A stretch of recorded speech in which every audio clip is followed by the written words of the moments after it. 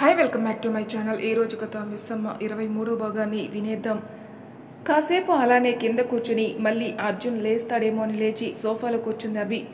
Medicine టైంకి వేస్తూ బలవంతంగా ఫుడ్ ఎక్కిస్తూ మొత్తానికి సాగదీసింది ఆ రోజుని.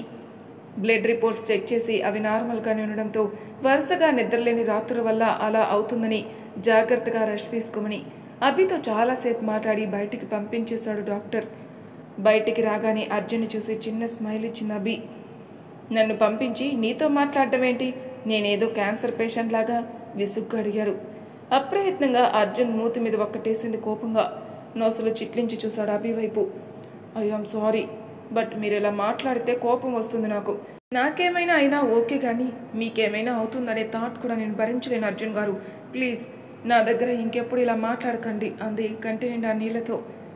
అయ్యో, నేనేదో సరదాగా అన్నాను అని అభి కన్నీళ్ళని తుడిచి, నేనేం అంత త్వరగా పోనులే, నా తిట్లు తప్పించుకుందాం అనుకుంటున్నావేమో కానీ కుదరదు అది అని నవ్వాడు చిన్నగా.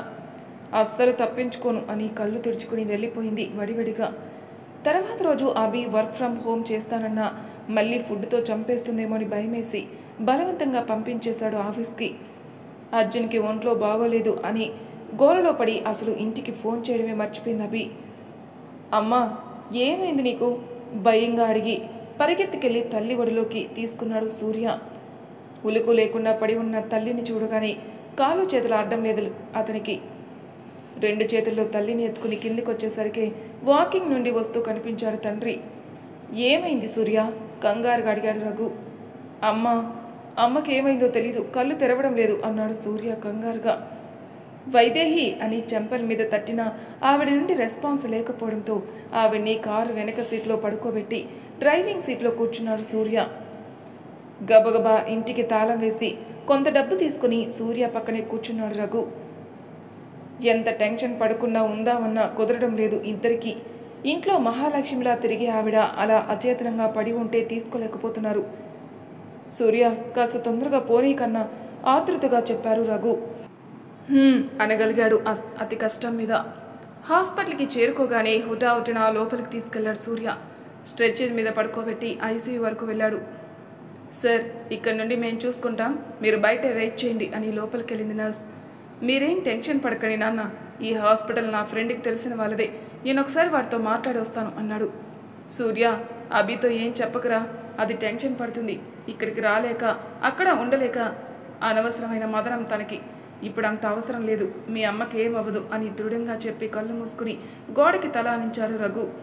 సరే అన్నట్టు తలూపి వాళ్ళ ఫ్రెండ్కి ఫోన్ చేసి మాట్లాడి వైదేహి గారిని స్పెషల్ అబ్జర్వేషన్లో ఉంచమని చెప్పాడు. గంటసేపు తర్వాత రఘుని సూర్యని లోపలికి పిలిచారు డాక్టర్లు. ఆవిడికి ఏమీ అవ్వకూడదని మనసులోనే 100 దేవుళ్ళకి మొక్కుకుంటూ లోపలికి వెళ్ళారిద్దరు. See Mister Surya, we are sorry to say this, but మీ మదర్ మిసెస్ వైదేహి రఘురామ్ గారికి మైల్డ్ హార్ట్ స్ట్రోక్ వచ్చింది. ఇది ఫస్ట్ టైం కాబట్టి ఎక్కువ స్ట్రెస్ ఏం లేదు, బట్ మైనర్ ఆపరేషన్ ఉంది. ఒక 2-3 డేస్ అబ్జర్వేషన్లో ఉంచి అప్పుడు డిశ్చార్జ్ చేస్తాం. అండ్ వీలైనంత స్ట్రెస్ లేకుండా చూసుకోండి సూర్య. మీ అమ్మగారు చాలా సెన్సిటివ్గా కనిపిస్తున్నారు. తర్వాత ఏదైనా జరిగితే ఆవిడ బాడీ స్టంట్కి సహకరించాలి కదా, అందుకే అంతవరకు తెచ్చుకోకండి. మనసుకి ప్రశాంతత కలిగించండి ఆవిడికి. ఫార్మాలిటీస్ కంప్లీట్ చేస్తే మా ట్రీట్మెంట్ స్టార్ట్ చేస్తాం అని చెప్పి వెళ్ళిపోయాడు డాక్టర్. అతను వెళ్ళగానే గట్టిగా నిట్టూర్చి కళ్ళు మూసుకొని తన టెన్షన్ని బాధని కంట్రోల్ చేసుకుంటూ వెళ్ళాడు రఘు దగ్గరికి. ఏమైంది సూర్య? ప్రాబ్లం ఏం లేదు కదా కాస్త కంగారుగానే అడిగారు రఘు. చిన్న ఆపరేషన్ చేస్తారట అన్నాడు నిర్లిప్తంగా. ఆపరేషన్ ఏంటి? ఏమైంది అసలు? షాకింగ్గా అడిగారు. హార్ట్ స్ట్రోక్ నాన్న అన్నాడు బేలగా. అయ్యో దేవుడా, ఎందుకని నా కుటుంబం అంటే ఇంత పగ నీకు? అక్కడ అభి పరిస్థితి ఏంటో అర్థం కావడం లేదు, ఇక్కడ వైదేహికి ఇలాగా అని కుర్చీలోనే కూలబడిపోయారు రఘు. ఏం కాదు నాన్న, ప్లీజ్ మీరు ఇలా డీలా పడిపోకండి. ఆపరేషన్కి మనీ పే చేస్తే స్టార్ట్ చేస్తారు, అంతా సెట్ అయిపోతుంది నిశ్చలమైన మనసుతో దృఢంగా చెప్పాడు సూర్య. బిల్ పే చేసి ఆపరేషన్ స్టార్ట్ చేయించాడు సూర్య. హాల్లో ల్యాప్టాప్తో కుస్తీలు పడుతున్న అర్జున్కి ఎదురుగా కూర్చుని చదువుకుంటున్న అభి. స్కైప్ కాల్ చేశారు అర్జున్ పేరెంట్స్ ఇండియా నుండి. లిఫ్ట్ చేసి హాయ్ అమ్మా అన్నాడు అర్జున్. అమ్మ అనగానే పేరెంట్స్తో మాట్లాడుతున్నాడని అర్థమై నించుంది లేవడానికి అంటూ. కూర్చోమని చేత్తోనే సైగ చేసి పర్లేదు అన్నాడు అర్జున్. మౌనంగా కూర్చుందే కానీ అర్జున్ వాళ్ళ అమ్మగారి మాటలు మొదటిసారి వినడంతో క్యూరియాసిటీ ఎక్కువై చెవులు రెక్కించి వింటుంది అభి. ఎలా ఉన్నావు అర్జున్? ఆ మొహం ఏంటి అంతలా వాడిపోయింది? ఇందుకేనా వీడియో కాల్ చేయడం లేదు 2 రోజుల నుండి అని అరిచింది అంజన. అలా ఏం లేదు, వర్క్ ప్రెషర్ అమ్మా, కణితుల దగ్గర నొక్కుకుంటూ చెప్పాడు అర్జున్. అబద్ధాలు ఆడకు, రాహుల్ చెప్పాడు జ్వరంగా ఉందని. అట్లీస్ట్ నాకు చెప్పాలి అనిపించలేదా నీకు? కళ్ళల్లో నీళ్లు తిరుగుతుంటే అడిగింది బాధగా. నీకు చెప్తే నువ్వేం చేస్తావమ్మా? మిమ్మల్ని టెన్షన్ పెట్టడం తప్ప ఇంకేముంటుంది, అందుకే చెప్పలేదు. బాగానే ఉన్నాను నేను అన్నాడు. కనిపిస్తుంది ఎంత బాగున్నావో. ఏమైనా తింటున్నావా? ఆ కళ్ళు చూడు ఎలా లోపలికి పోయాయో. టాబ్లెట్లు వేసుకుంటున్నావా అని ఫ్లోలో కొట్టుకెళ్ళిపోతుంది. ఐ లవ్ యూ అంజనా అల్లరిగా చెప్పాడు. టక్కున మాట్లాడడం ఆపేసి సిగ్గుగా నవ్వింది చిన్నగా. అర్జున్ని అంత అల్లరిగా చూడలేదు అభి ఎప్పుడు. ఎంతటి మనిషి అయినా అమ్మ దగ్గర మాత్రం కొడుకేగా అనుకుంది నవ్వుకుంటూ. అమ్మ బాగున్నాను నేను, టాబ్లెట్లు వేసుకున్నాను, తగ్గిపోయింది పూర్తిగా. కొంచెం నీరసంగా ఉంది, అది కూడా తగ్గిపోతుంది. రెస్ట్ తీసుకోమని డాక్టర్ చెప్పారు. So 1 week work from home. ఇంకా ఎలాగో సబ్మిషన్కి కూడా టైం దగ్గర పడిపోతుంది. సో నువ్వేం వరీ కాకు ఆవిడ్ని సముదాయిస్తూ చెప్పాడు అర్జున్. అందుకే పెళ్లి చేసుకోమని చెప్పేది నీకు అంది కోపంగా. జ్వరంకి పెళ్లికి ఏంటి సంబంధం? తనేమైనా యాంటీబయాటిక్లా బిహేవ్ చేస్తుందా? విసుగ్గా అడిగాడు. తన యాంటీబయాటిక్స్లా బిహేవ్ చేయకపోయినా నీకు తోడుగా తను ఉంది అనే నమ్మకంతో ప్రశాంతంగా ఉంటాను నేను. నువ్వు ఎవరిని దగ్గరికి రానివ్వక, ఎవరిని హెల్ప్ అడక్క, నువ్వు ఒక్కడివే అక్కడ ఏం చేస్తావో అని టెన్షన్ ఉండిపోతుంది కదా నాకు. కళ్ళు చక్రాల తిప్పి చెప్తుంటే నవ్వాడు చిన్నగా. అలా చూసుకోవడానికైతే ఉన్నారులే, దానికోసం పెళ్ళే చేసుకోవాలా? అభిని తలుచుకుంటూ చెప్పాడు. ఎవరు? ఆ రాహుల్ గాడేనా? వాడే ఒక బ్రహ్మచారి, నీకేం చేస్తాడ్రా? నా మాట విని పెళ్లి చేసుకోరా. నీకు ఇప్పటికే 27, ఇంకొక సంవత్సరం ఆగితే ఏజ్ బార్ అయిపోయి పిల్లని కూడా ఇవ్వరా ఎవరు? ఏ వయసులో జరగాల్సిన ముచ్చట్లు ఆ వయసులో జరగకపోతే అలానే ముదిరిపోయిన బెండకాయగా మిగిలిపోతావు. తర్వాత నీ ఇష్టం అంది ముసిముసిగా నవ్వుతూ. అమ్మా అన్నాడు అర్జున్. అక్కడే అభి బుక్లో మొహం దాచుకుని మరీ నవ్వుతుంటే ఉడుక్కుంటూ. నిజమేరా, మొన్న అమ్మాయి ఫోటో పంపిస్తే కనీసం రియాక్ట్ కూడా అవ్వలేదేంటి? బాగలేదా అంది అంజన. ఎవరు అన్నాడు అర్జున్. మొన్న పంపించానుగా అంది. వారానికి 100 పంపిస్తున్నావు నువ్వు. అయినా చెప్పానుగా అప్పుడే చేసుకోనని. డాడ్ అర్థం చేసుకున్నారు, నువ్వే ఇలా అన్నాడు. మీ డాడీకి ఏం తెలుసు నా అమ్మకం? అక్షతాకి సంబంధాలు చూస్తున్నాంరా, అది కూడా నీలా ఎవ్వరూ నచ్చలేదంటుంది. మీ ఇద్దరికి ఒకేసారి పెళ్లి చేస్తే బెస్ట్ అని నా ఆశ, అందుకే తొందర చేస్తున్నాను. అయినా తొందర లేదు నీకు. నచ్చిన అమ్మాయిని ఒక 2-3 నెలల్లో చేసుకో బంగారం అంది. 2-3 నెలల్లో ఫినిష్ చేయడానికి అదేమైనా ప్రాజెక్టా పెళ్ళామా? అయినా నాకు అక్షుకి లింక్ ఏంటి? దానికి అబ్బాయి నచ్చితే వెంటనే చేసేయండి, నాకు టైం పడుతుంది. ఇంకా అట్లీస్ట్ సంవత్సరం అయినా కావాలి. డైరెక్ట్గా చేసుకోను అంటే వెంటనే చేసేస్తారని మాట తప్పించేశాడు అర్జున్. సంవత్సరమా? నేను అన్ని రోజులు ఆగను, బయటకే అరిచి తల అడ్డంగా ఊపింది అభి. ఎవర్రా అమ్మాయి అనుమానంగా అడిగింది అంజన. ఎవరు అన్నాడు అర్జున్. ఏదో అంటుంది కదా, మాట సరిగ్గా వినిపించలేదు కానీ అంటుంటే చెల్లి అన్నాడు అర్జున్. చెల్లె అనగానే పెదవి విరిచేసి ఏడుపు మొహం పెట్టేసింది అభి. క్షణంలో మారుతున్న తన హావభావాల్ని గమనిస్తూ చిన్నగా నవ్వుకొని, రాహుల్ వాళ్ళ చెల్లమ్మ అన్నాడు అర్జున్. రాహుల్కి చెల్ల? ఆశ్చర్యంగా అడిగింది అంజన. కజిన్, ఇక్కడే మాస్టర్స్ చేస్తుంది అన్నాడు. ఓ, రాహుల్ కూడా ఉన్నాడా అంది అంజన. వాడు లేడు, తనకేదో డౌట్ ఉంటే అడగడానికి వచ్చింది అన్నాడు అర్జున్. ఆ మాట వినగానే కళ్ళు పెద్దవి చేసి ఒక్క క్షణంలో ఎంత బాగా మాటలు మార్చేస్తున్నారు అర్జున్ గారు అంది అభి పెదవులు కదిలిస్తూ.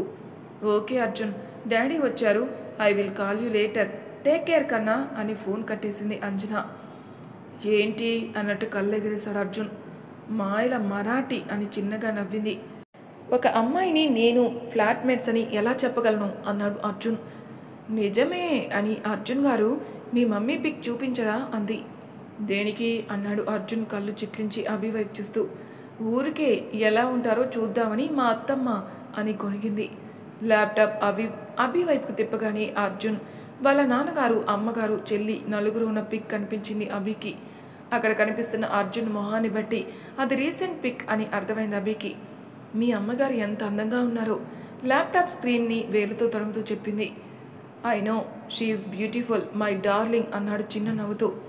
అమ్మాలంటే ఎందుకంత ఇష్టం మీ అబ్బాయిలకి? మా అన్నయ్యకి కూడా చాలా ఇష్టం మా అమ్మంటే. అమ్మ ఏదైనా చెప్తే కాదు అనకుండా చేసేస్తాడు. చెంప కింద చెయ్యేసి అర్జున్ వైపే చూస్తూ చెప్పింది అభి. అమ్మ అంటే ఎందుకంత ఇష్టం అంటే మాటలేముంటాయి, అమ్మ కాబట్టే ఇష్టం అంతే అన్నాడు అర్జున్. ఆ అమ్మాయి మీ చెల్లెలా అని అడిగింది. అన్నాడు. తను కూడా బాగుంది చిన్నగా చెప్పింది. తెలుసు అన్నాడు.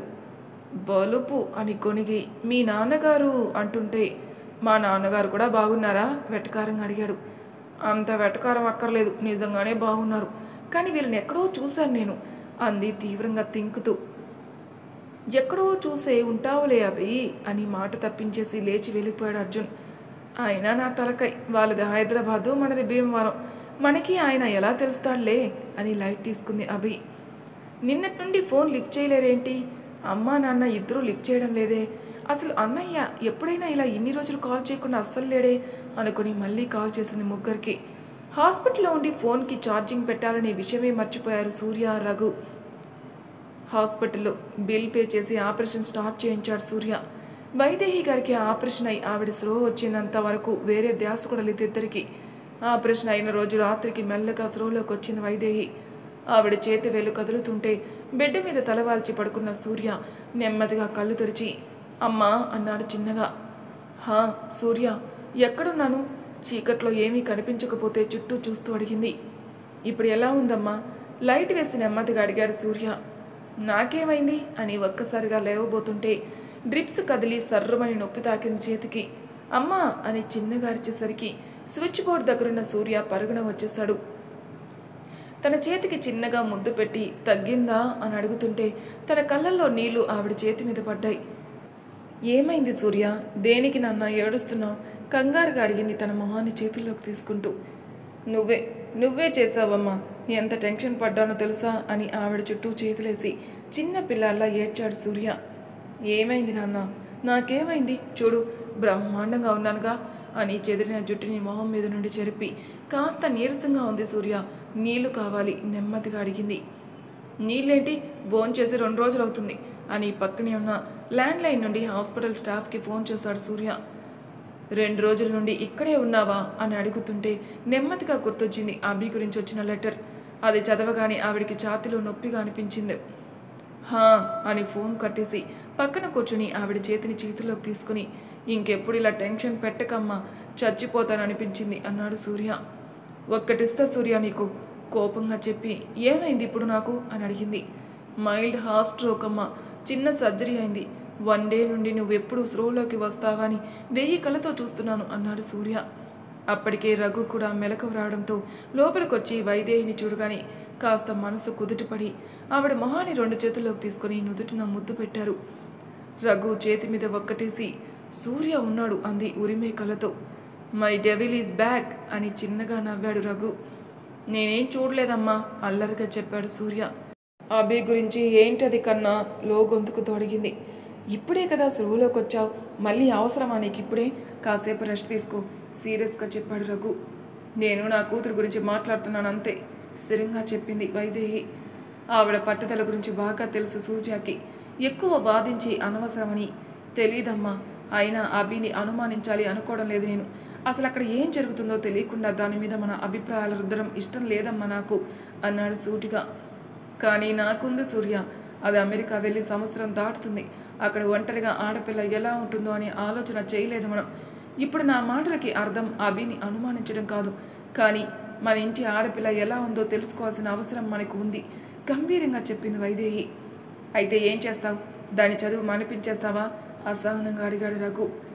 అని నేను చెప్పానా, తను అక్కడ ఎలా ఉందో వెళ్ళి చూద్దామంటున్నాను అంతేగా అంది. సరే నేను అడ్రస్ కనుక్కుంటాను వెళ్దాం అన్నాడు సూర్య.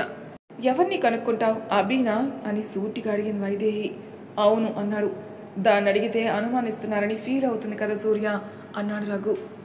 నీ ఫ్రెండ్ విక్రమ్కి ఫోన్ చేసి నాకివ్వు సూర్య అంది వైదేహి.